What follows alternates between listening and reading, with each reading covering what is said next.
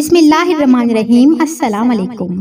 ایک بادشاہ نے اپنے سب سے قابل وزیر کو کہا کہ اس کی مملکت میں سے 4 احمق ترین لوگوں کو 1 مہینے میں تلاش کر کے اس کے حضور پیش کیا جائے۔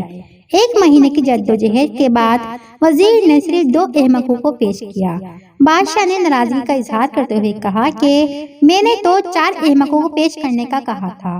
وزیر نے کہا مہاراج مجھے ایک ایک کر کے احمقوں کو پیش کرنے کی اجازت دی جائے۔ وزیر نے پہلا احمق پیش کرتے ہوئے کہا کہ یہ بڑا احمق اس لیے ہے کہ بیل گاڑی میں سوار ہونے کے باوجود اس نے سامان اپنے سر اٹھایا ہوا تھا۔ دوسرے احمق کو پیش کرتے ہوئے کہا کہ اس شخص کے گھر کی چھت پر بیج پڑے تھے، ان بیجوں کی وجہ سے چھت پر گھاس اگ آئی۔ یہ شخص اپنی بیل کو لکڑی کی سیڑھی سے چھت پر لے جانے کی کوشش کرتا رہا کہ بیل چھت پر چڑھ کے گھاس چر لے۔ وزیر نے کہا مہاراج بطور وزیر مجھے اہم امور سلطنت چلانے تھے، مگر میں نے 1 مہینہ احمقوں کی تلاش میں ضائع کیا اور صرف 2 احمق تلاش کیے، اس لیے تیسرا احمق میں خود ہوا۔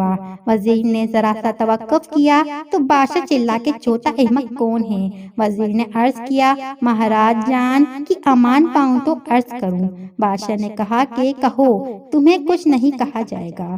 اس نے کہا کہ مہاراج آپ بادشاہ وقت ہیں اور تمام رعایت اور سلطنت کے امور چلانے کے ذمہ دار ہیں، مگر قابل ترین اور اہل افراد کو تلاش کرنے کے بجائے آپ نے احمق ترین لوگوں کی تلاش کرنے میں نہ صرف اپنا وقت برباد کیا بلکہ ایک اہم وزیر کا وقت برباد کیا، لہٰذا چوتھے احمق آپ ہیں۔ السلام علیکم۔